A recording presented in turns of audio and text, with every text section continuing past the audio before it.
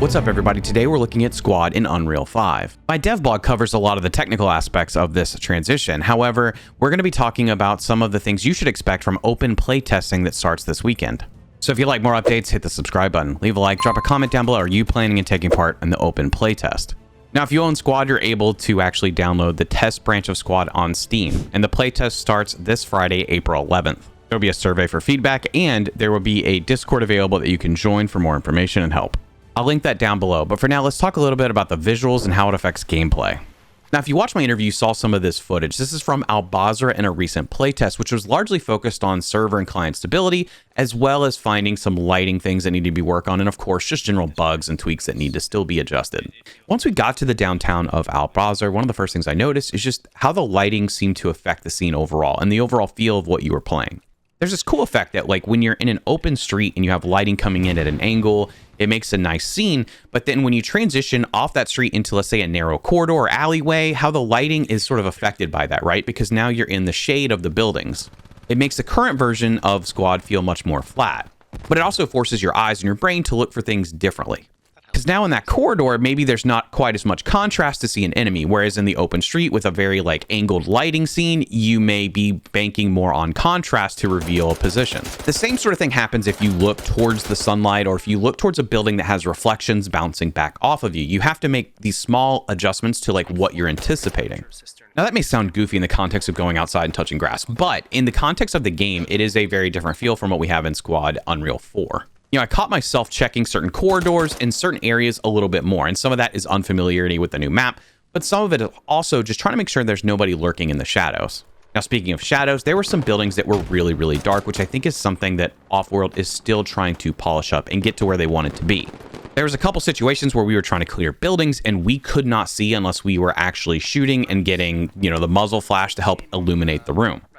But I do think this made the overall gameplay pretty rich because in different areas, you are faced with different challenges, whether it's a dark room, a bright open street where it's easy to be shot at, or a corridor where you're trying to navigate in a little bit of a shaded environment.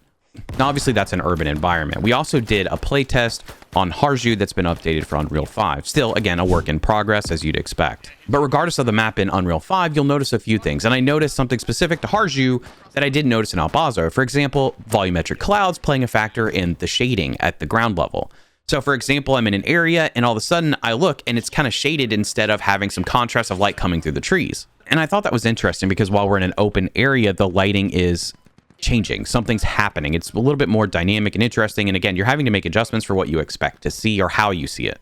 And just with subtle tweaks like that, you find a little more immersion. You feel like things are a little bit more alive around you versus being so static. It's important to note that you won't have all new assets or textures available across the board in every map. Basrah will have new assets, but textures will largely be similar to what you're accustomed to. You know, I do think the lighting tends to draw your attention, especially because it's new, and the contrast is making you hesitate a little more, maybe taking things a little bit slower or more calculated. That may all pass over time. One of the more noticeable differences, though, is just the distance visibility. There's definitely less like visual fog that you see at a distance, and things seem much more clear further away. Now, there was one new gameplay feature that I wanted to highlight that some of you caught in my dev blog video that we really didn't discuss. There's a new zoom feature added, which is currently bound to your shift button. So if you're in a static position, you can hold shift, you get the zoom in. If you tie this in with your free look key, you can look around you while zoomed in. I think this is a nice thing to have for infantry, but it's not limited to infantry. For all you vehicle or armor drivers out there, you're going to get this as well.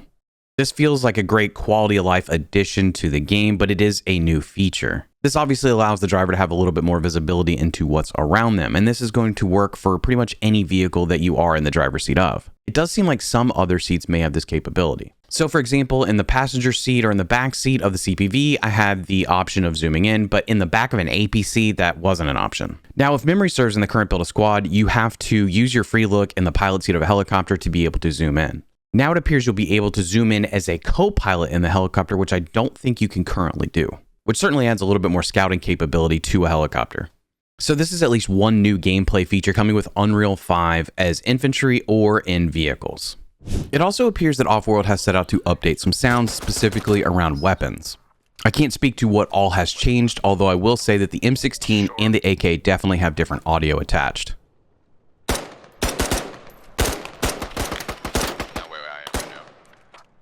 No, no. Yeah. 4 burn at 30.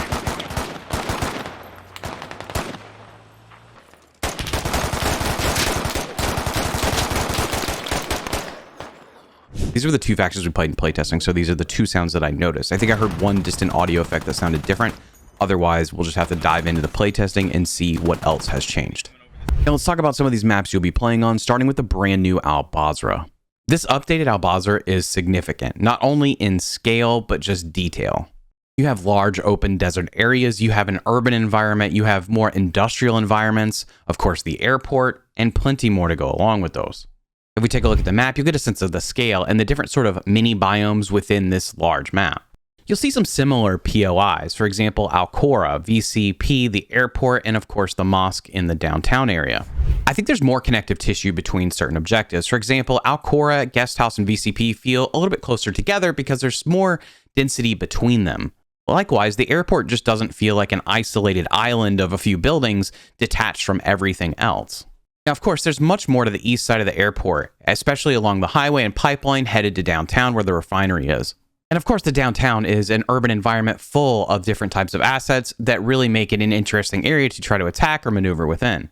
To some extent, the roads and stuff like that feel familiar, but then the overall scale just seems so much different.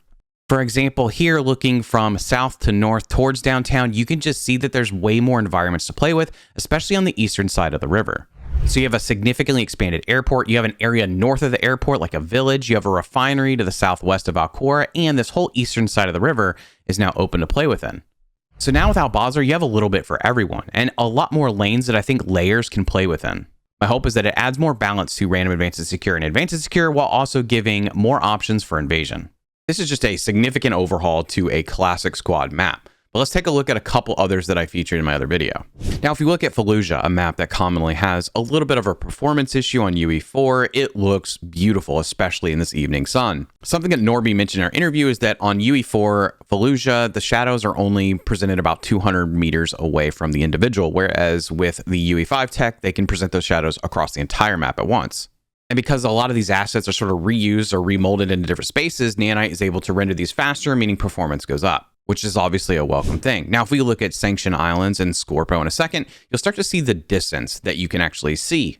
There's less of a fog, and you won't see as many of the LOD sort of popping in and out in the deeper parts of the map. Which also brings me to distance culling, which is something that Norby talked about as a main thing that they wanted to try to make consistent across all players, which is something vehicle players will probably be very excited about, especially when using long-range optics. Something you'll notice with the Skorpo images is the volumetric clouds, and again, the distance that you can see. There's so much more depth given the distance fog is not currently in place. This change is more noticeable in some of the images that were posted on Twitter recently. Just this side-by-side with the wipe gives you a real good indicator of the difference in sort of the fidelity that you get with Unreal 5 compared to Unreal 4. You'll also notice how the terrain changes based on the volumetric clouds because it's applying shade to certain areas, giving a little bit more life to the area around you, like I talked about earlier with some of the Harju footage. You don't always notice this happening, but it is a little bit immersive in the experience when you are playing. So there's a couple other maps I wanted to highlight that I didn't cover in the dev blog, including Goose Bay. This is another map where you see view distance is definitely different from what we're accustomed to. I am curious to see how this begins to affect things like vehicle fights. Does this sort of extend the range that vehicle fights are typically fought at? But I also think it probably reduces the amount of hiding out in the open that you can do.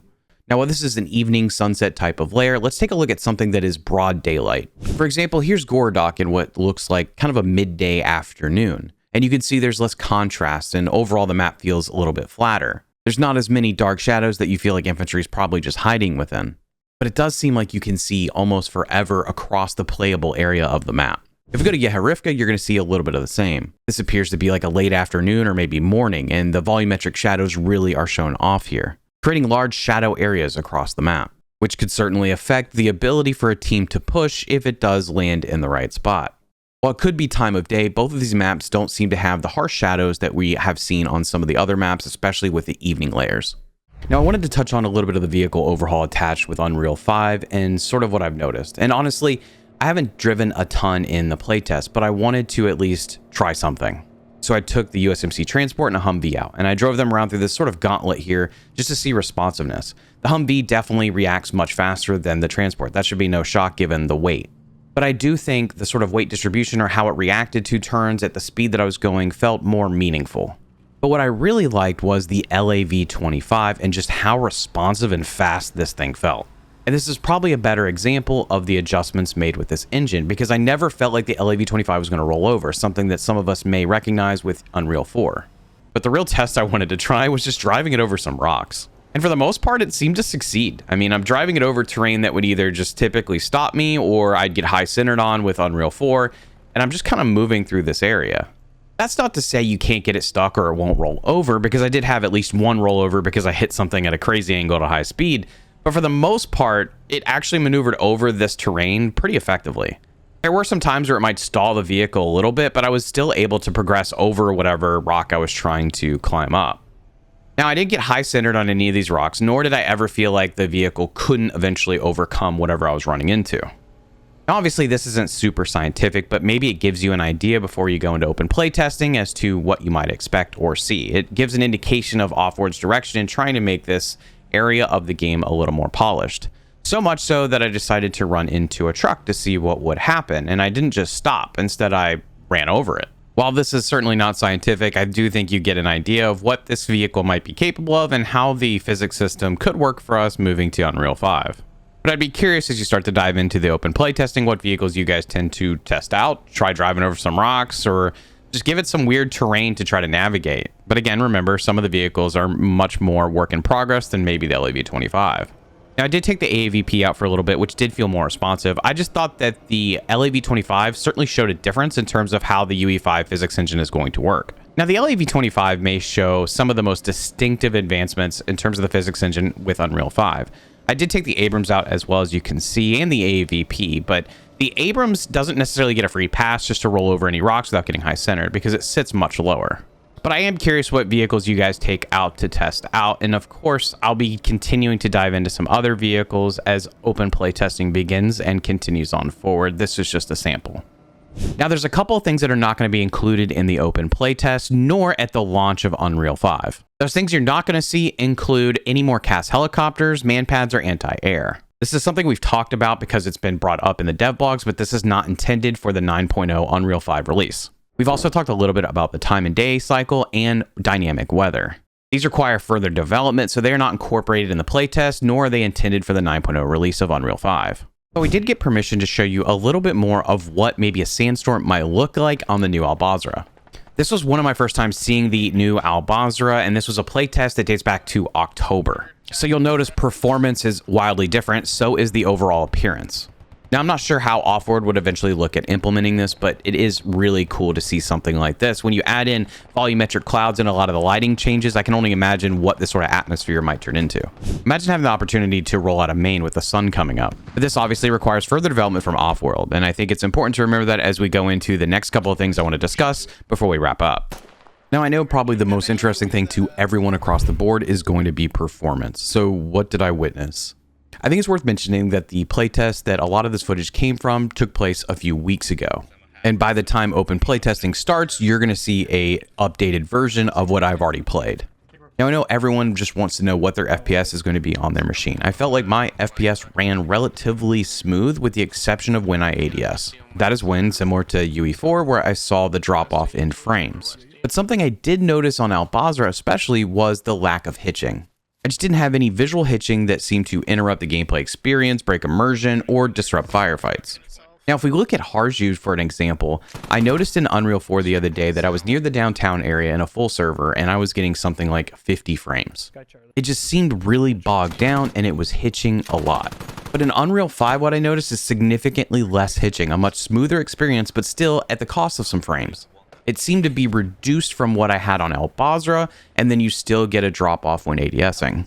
But I think this may pertain to certain aspects of these maps and how it's being affected by the Unreal 5 engine, and I'm sure that's something Offworld is still working around. Now, while we've talked about some gameplay visuals and we've talked about performance, I want to add this note. When I was playing in the playtest in March, it was 2 full rounds. So we played around on Basrah and we played around on Harju. And one thing I wanted to accomplish during those rounds is trying to play the game much like I play the current version of Unreal 4 Squad. And in this specific playtest, I felt like I was able to accomplish that goal.